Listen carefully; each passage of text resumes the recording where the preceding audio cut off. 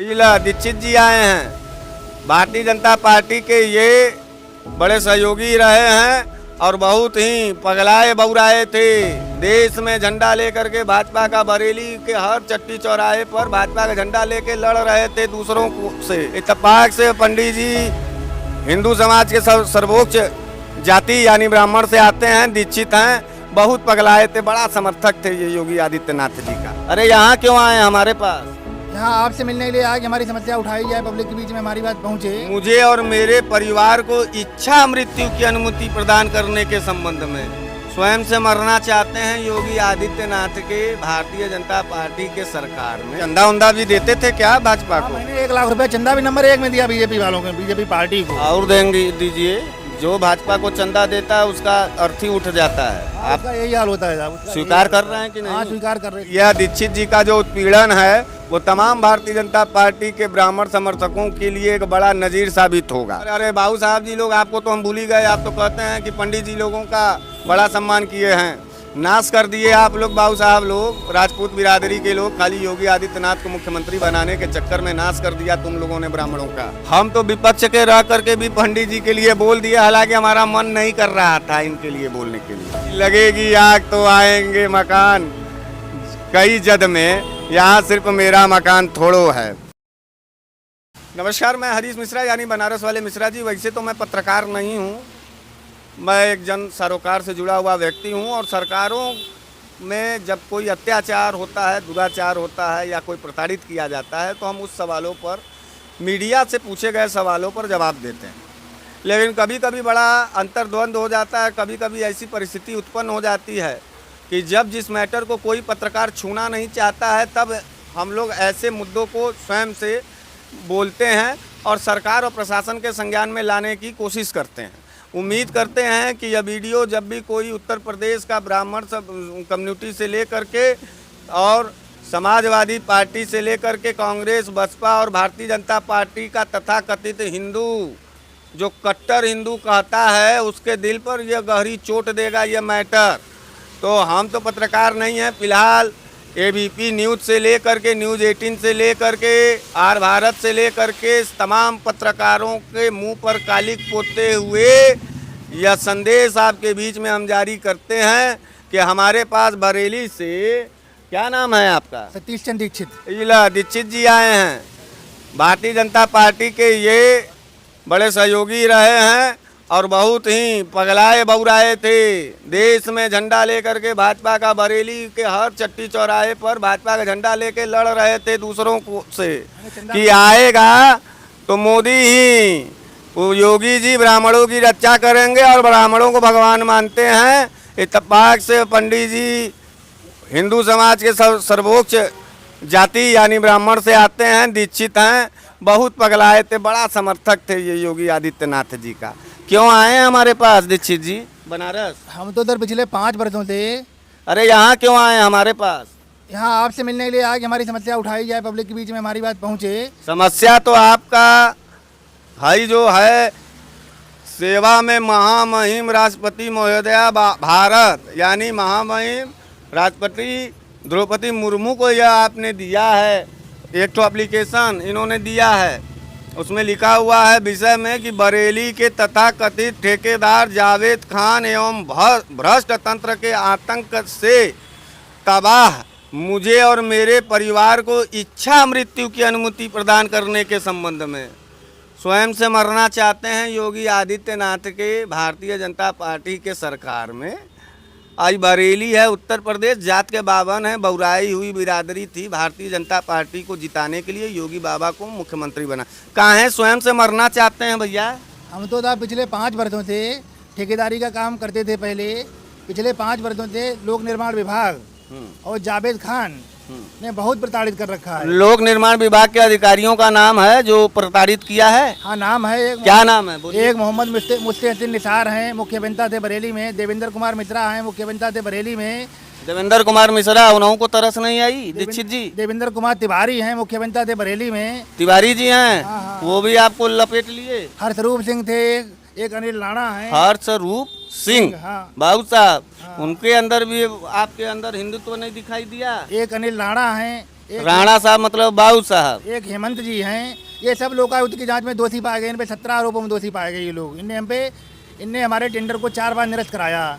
बरेली के जो जावेद खान ठेकेदार हैं, उनका एक नियम है, वो जो टेंडर डाल देते हैं, चाहे वो 4 बार निरस्त करना पड़े, चाहे 8 बार निरस्त करना पड़े, चाहे 9 महीने का समय लगे, चाहे 8 महीने का समय लगे, चाहे उनके कागज फर्जी हो या असली हो, टेंडर प्रत्येक दशा में उन्हीं को दिया जाएगा। मेरे पास एक 33 कार्यों की सूची है, उसमें एक टेंडर मैंने डाल दिया था 514 लाख का, पीलीभीत से निकाला गया था। वो टेंडर जावेद खान ने फर्जी शिकायतें करके 4 बार निरस्त कराया और 5वीं बार फर्जी शिकायत से हमारे पंजीकरण नवीनीकरण को रुकवा कर 5वीं बार सिंगल टेंडर हमारे 4थी बार की दरों से 47,000 रुपये ज़्यादा पे फर्जी दस्तावेज लगा के ले लिया और हमें फर्जी शिकायत के आधार पे ब्लैक लिस्ट करा दिया गया। हम ब्लैक लिस्टिंग के खिलाफ माननीय उच्च न्यायालय की शरण में गए। माननीय उच्च न्यायालय ने ये टिप्पणी अंकित करते हुए खारिज कर दिया कि सतीश चंद्र दीक्षित को मनमाने तरीके से तानाशाही रवैया अपना के ब्लैक लिस्ट किया गया है। उसके बाद हमें हमारा पंजीकरण नवीनीकरण भी कर दिया गया और हमारे ब्लैक लिस्टिंग भी वापस कर दिया गया। जो टेंडर में 4 बार निरस्त किया गया था, उसके खिलाफ हम माननीय लोकायुक्त में गए। माननीय लोकायुक्त ने 6 अधिकारियों को 17 आरोपों में दोषी पाते हुए दिनांक 19/9/2023 को 3 महीने में कार्रवाई करने की सिफारिश मुख्य सचिव उत्तर प्रदेश से की। 5 महीने में जब कोई कार्रवाई नहीं की गई तब माननीय उच्च न्यायालय की शरण में गए। उच्च न्यायालय ने भी 3 महीने में कार्रवाई करने का आदेश पारित किया।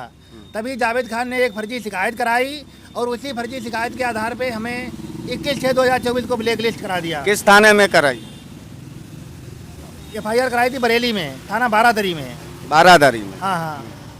तो उसमें ये आरोप लगाया गया कि सतीश चंद्र दीक्षित ने फर्जी दस्तावेज लगा के अपना पंजीकरण करा लिया, उन्होंने काम ले लिया। उसी आधार पे जावेद खान ने FIR करा दी। उसी आधार पे सरकार ने माननीय उच्च न्यायालय में झूठा हलफनामा दे दिया कि सतीश चंद्र दीक्षित ने फर्जी और कूटरची दस्तावेज लगाए, जबकि मैंने कोई फर्जी और कूटरची दस्तावेज नहीं लगाया। विवेचना में FIR फर्जी साबित हुई और जो दिनांक 27/5/2025 को माननीय हाई कोर्ट ने हमारा ब्लैक लिस्टिंग आदेश वापस कर दिया। तभी जावेद खान बरेली ने, जो ठेकेदार हैं वहाँ के, उन्होंने एक 28 तारीख की फर्जी घटना दिखाई और अपने कर्मचारी के नाम से दूसरी FIR करा दी। इतने पर भी उनका मन नहीं भरा, तभी उन्होंने 1 फरवरी की घटना दिखाई बरेली की और बदायूं में फर्जी FIR करा दी। बरेली से बदायूं में भी हो गया? हाँ, घटना दिखाई 4 फरवरी 2025 की और FIR करा दी बदायूं में 6 महीने बाद। तो आपको भाजपा का झंडा लेके जाना चाहिए था। चंदा उंदा भी देते थे क्या भाजपा को? मैंने 1 लाख रुपया चंदा भी नंबर 1 में दिया बीजेपी वालों को, बीजेपी पार्टी को। और देंगे दीजिए, जो भाजपा को चंदा देता है उसका अर्थ ही उठ जाता है। आपका यही हाल होता है। स्वीकार कर रहे हैं कि नहीं? हाँ, स्वीकार कर रहे हैं। अब जो बौराहट था भाजपा भाजपा आप चिल्ला रहे थे, अन्य लोगों को गरिया रहे थे, अब आत्मबोध हो रहा है कि कितनी बड़ी गलती किए थे आप। और कहीं कोई सुनवाई नहीं हो रही है। काहे होगी सुनवाई?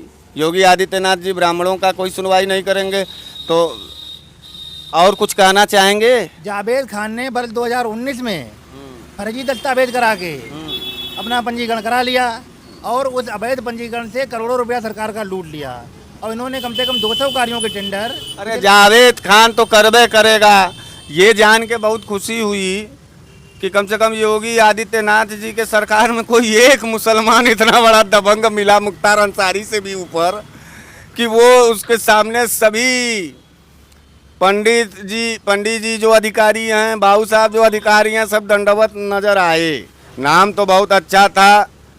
जावेद खान इस देश के मुसलमानों के लिए, बनारस वाले मिश्रा जी जब से भाजपा आई है तब से लड़ रहे हैं और हमें उम्मीद नहीं था कि कोई खान, कोई मुसलमान भी इस प्रदेश में योगी आदित्यनाथ के रहते हिंदू जाति के सबसे बड़े, हिंदू धर्म के सबसे बड़े जाति दीक्षित जी का भी जीना मुहाल कर देगा और उनको इच्छा मृत्यु तक ले जाएगा।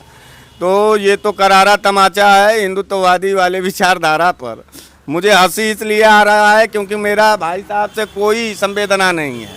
इसलिए नहीं है कि जब हम लोग चिल्ला रहे थे पूरे उत्तर प्रदेश में कि ये गुंडे प्रवृत्ति के लोग हैं, तो ऐसे ही भारतीय जनता पार्टी के ब्राह्मण साथी जो है माँ बहन की गाली देते थे और हमको देशद्रोही कहते थे। फिलहाल जो कहा गया, एक जो मशहूर शायर थे इंदौर, राहत इंदौरी जी, कि लगेगी आग तो आएंगे मकान कई जद में, यहाँ सिर्फ मेरा मकान थोड़ो है। यह दीक्षित जी का जो उत्पीड़न है वो तमाम भारतीय जनता पार्टी के ब्राह्मण समर्थकों के लिए एक बड़ा नज़ीर साबित होगा।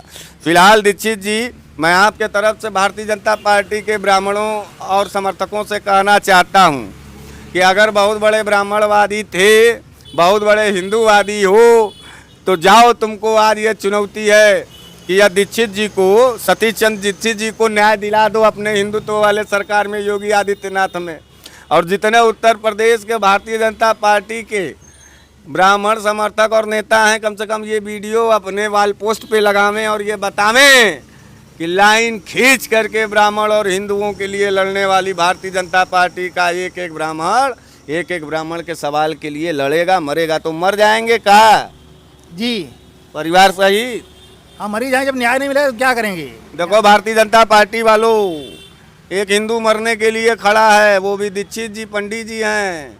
देश भर, अरे बाबू साहब जी लोग, आपको तो हम भूल ही गए। आप तो कहते हैं कि पंडित जी लोगों का बड़ा सम्मान किए हैं, नाश कर दिए आप लोग, बाबू साहब लोग, राजपूत बिरादरी के लोग, खाली योगी आदित्यनाथ को मुख्यमंत्री बनाने के चक्कर में नाश कर दिया तुम लोगों ने ब्राह्मणों का।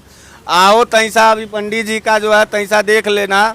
हम तो विपक्ष के रह करके भी पंडित जी के लिए बोल दिया, हालांकि हमारा मन नहीं कर रहा था इनके लिए बोलने के लिए, लेकिन मैं ये अब जान रहा हूं कि आने वाले कुछ ही दिनों के बाद ऐसे ही भारतीय जनता पार्टी के तमाम समर्थक हमारे पास अपना अपना समस्या लेके आएंगे और मुझे कुछ दिन के बाद जो है एक तरफ नेता के लिए बाइट देते हुए नजर आएंगे और दूसरी तरफ पत्रकार की तरह इनकी समस्या बताने आएंगे। घर और नाम और पता पूरा बताइए। दीक्षित जी कहाँ रहते हैं? मेरा नाम सतीश चंद्र दीक्षित है। हाँ, हम बदायूं के रहने वाले हैं। हाँ, और ठेकेदारी का काम करते थे। अभी तो ब्लैक लिस्ट चल रहा है 2-3 साल से। अच्छा, तो आपको ब्लैक लिस्ट कर दिया गया? तीसरी बार ब्लैक लिस्ट किया गया, तीसरी बार। अच्छा, हाँ, और सबसे मजे की बात ये है, कहीं उम्मीद है कि न्याय मिल जाएगा इस देश प्रदेश में? कोई ऐसा स्थान हो तो बताइए, वहाँ के लिए अपील करें। नहीं, माननीय न्यायालय से उम्मीद है, माननीय न्यायालय ऑर्डर कर। अरे माननीय न्यायालय तो ऑर्डर कर रहा है, 18 बार कोर्ट आप कंटेम भी नहीं हो रहा है उन अधिकारियों के ऊपर ना। ये लोग मान ही नहीं रहे किसी की।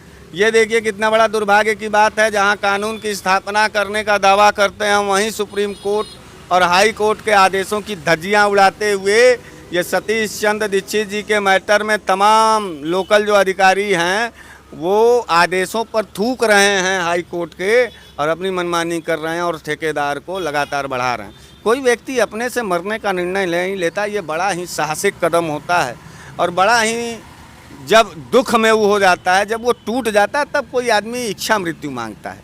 तो शर्म आनी चाहिए बदायूं और बरेली के डीएम को, शर्म आनी चाहिए वहाँ के कमिश्नर एसएसपी को और शर्म आनी चाहिए वहाँ के पीडब्ल्यूडी के तमाम अधिकारियों को।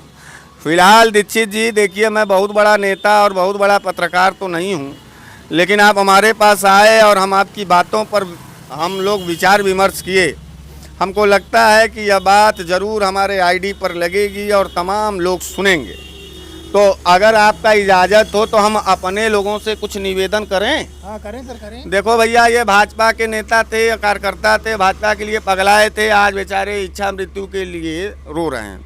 तो मैं समाजवादी पार्टी का नेता हूँ, मैं अपने समाजवादी साथियों से हाथ जोड़ के निवेदन करता हूँ कि जब उत्तर प्रदेश के भाजपाई और उत्तर प्रदेश की भाजपा सरकार जब किसी को न्याय नहीं दिला पाती है, तब समाजवादी पार्टी जाके खड़ी होती है।